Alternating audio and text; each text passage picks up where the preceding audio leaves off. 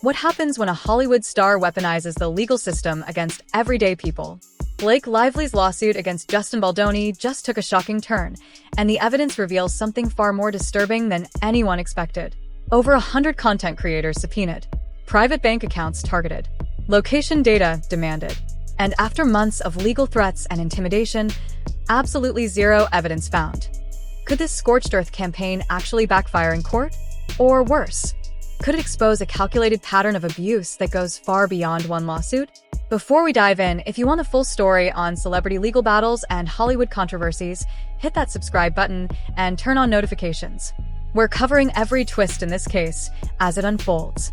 Now, let's get into what just dropped. Justin Baldoni's legal team just filed interrogatory responses to Blake Lively's lawsuit, and buried in those legal documents is a devastating admission that changes everything. For months, Blake Lively claimed she was the victim of a coordinated smear campaign. She alleged that Baldoni and his team orchestrated a public relations attack designed to destroy her reputation.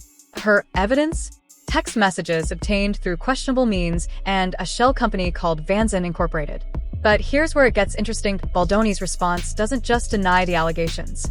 It goes on the offensive, pointing to something far more troubling: Blake Lively's own campaign to silence critics. According to the filing, Lively failed to mitigate her alleged damages not because of any smear campaign, but because of her own choices and actions. The response outlines 4 specific ways Lively harmed her own reputation after August 2024. First, her tone-deaf promotional campaign that linked domestic violence, the serious subject of the film, It Ends With Us, with her hair care and alcohol brands. She even named a signature cocktail after the abuser in the film. The public didn't need a PR campaign to see the problem with that. Second, the filing claims Lively made provably false statements about Baldoni and his team, exploiting the language of the Me Too movement in ways that undermined her credibility. When you cry wolf using the language meant to protect actual victims, people notice. Third, and this is where it gets explosive, Lively allegedly initiated what Baldoni's team calls a sham legal action through a shell company to obtain private communications illegally. Those stolen messages became the foundation of both her lawsuit and the New York Times article that started this entire firestorm.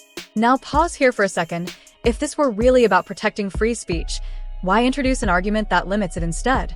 If that logic makes sense to you so far, hit like and subscribe because this case only gets more complicated from here. And fourth, the scorched earth legal tactics. Over 100 content creators and social media users received subpoenas. People with single-digit subscriber counts. Creators who never met Lively, never spoke to her, never even directly interacted with her online. Just regular people sharing their opinions about a public figure. Why would someone do that? Here's where Blake Lively's case starts to crumble under its own weight. In legal terms, when you claim damages, financial losses from harm to your reputation, you have an obligation to mitigate those damages. That means taking reasonable steps to minimize your losses. You can't just sit back, refuse opportunities, and then blame someone else for your missing income. So here's the real question. Does this look like a principled stand or a carefully calculated legal strategy? If you think it's the second, go ahead and like the video and subscribe. You'll want to see how this unfolds. Baldoni's response points out something crucial. Blake Lively turned down acting roles, directing opportunities, and promotional appearances for her brands. She acknowledged in her own statements that she declined projects to avoid working at the same time as her husband, Ryan Reynolds. She wanted to stay together, avoid being apart. Blake Lively made a choice. She prioritized her personal life over professional opportunities. That's her right. But now she's trying to claim those lost opportunities are someone else's fault. She's attempting to blame Justin Baldoni for decisions she made herself. And the legal team isn't buying it. They're arguing that any alleged damage to her reputation came from her own actions, not from any coordinated campaign. The promotional disasters, the tone-deaf marketing, the alcohol brand sponsoring a domestic violence film, those were all her choices. But here's where this story goes from a legal dispute to something far more disturbing. Discovery is over. All evidence has been exchanged. Blake Lively has submitted her detailed response to Baldoni's motions. And after months of legal warfare, after subpoenaing 107 social media users and content creators, after demanding private financial records, location data, login credentials, and bank account information, she found nothing, absolutely nothing that supported her smear campaign allegations. Think about what that means. Over 100 regular people, not celebrities, not PR professionals, just everyday content creators, had their privacy invaded. Many weren't even monetized.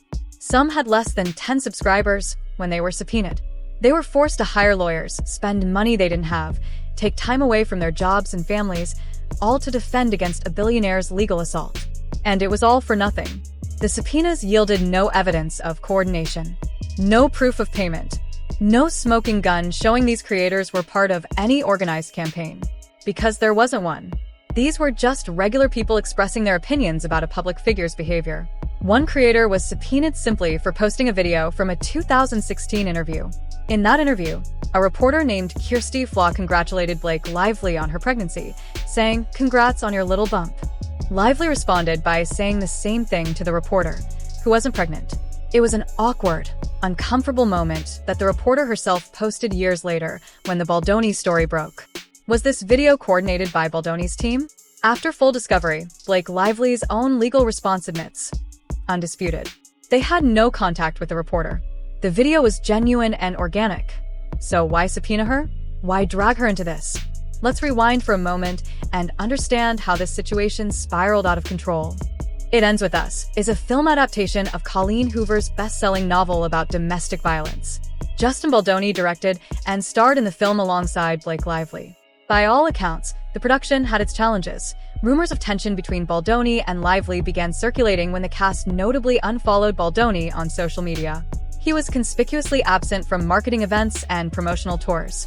Gossip sites reported that Lively had attempted to wrestle creative control of the film from Baldoni and the production company, Wayfarer Studios. Then came the marketing campaign. Blake Lively promoted the film alongside her hair care line and alcohol brand.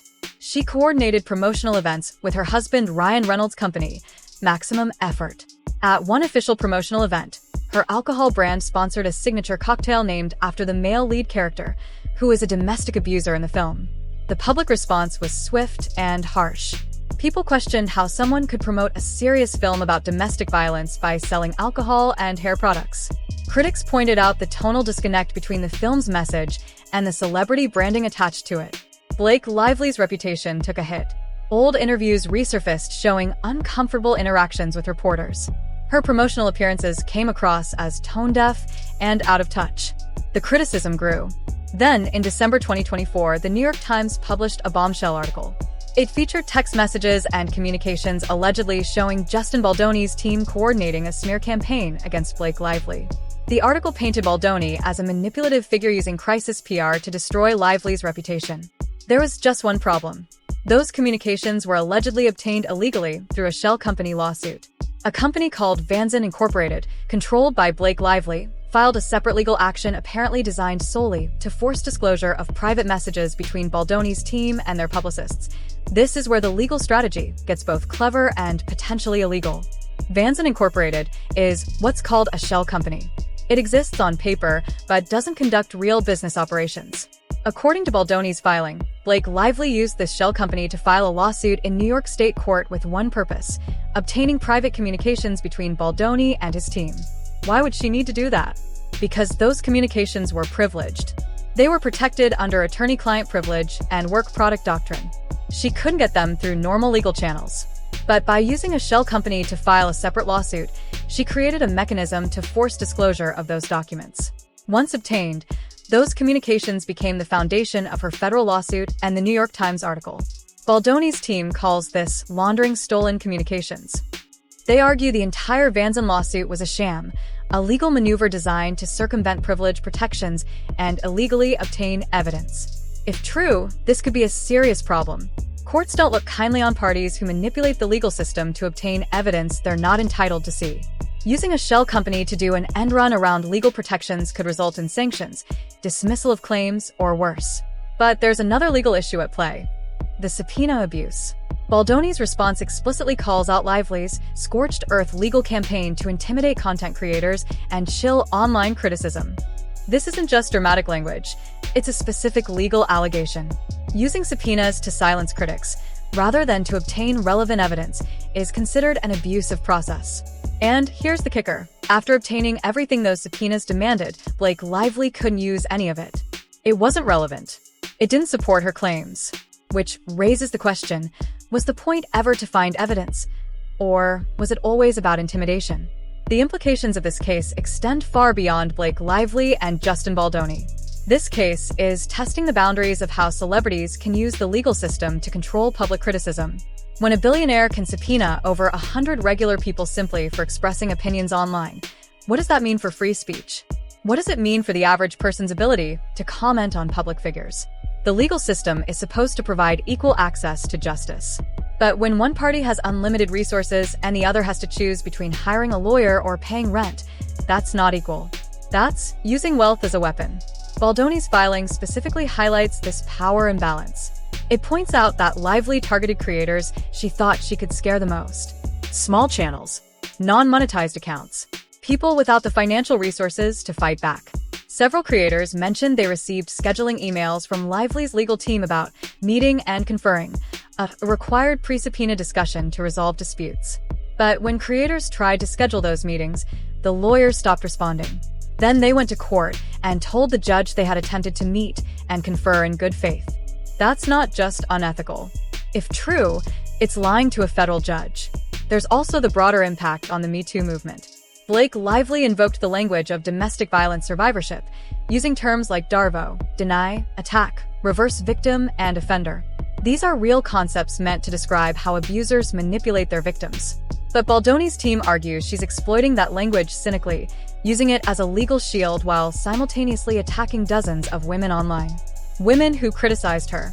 Women whose privacy she invaded. Women whose financial information she demanded.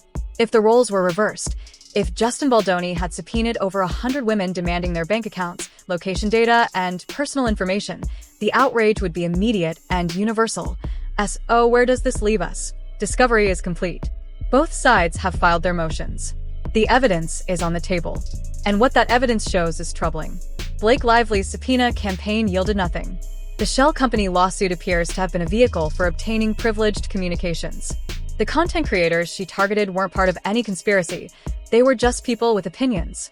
Meanwhile, her own choices, the promotional decisions, the brand partnerships, the tone-deaf marketing, created the public backlash she's now trying to blame on others. Justin Baldoni's deposition transcripts are expected to provide even more details about what really happened on set and during the film's promotion. Those documents will reveal whether the tension between him and Lively was a coordinated smear campaign or simply two professionals who disagreed about creative direction. But one thing is already clear. This case isn't about domestic violence or workplace harassment. It's about reputation management, damage control, and the lengths some people will go to avoid accountability. Blake Lively positioned herself as a champion for women's rights and safety. But her legal tactics tell a different story. They reveal someone willing to weaponize the legal system against women who dared to criticize her. Someone who invoked the language of abuse while allegedly abusing legal process. The truth is emerging. And it's not the story the New York Times told. What do you think? Was this a coordinated smear campaign or a celebrity using the legal system to silence critics? Drop your take in the comments below.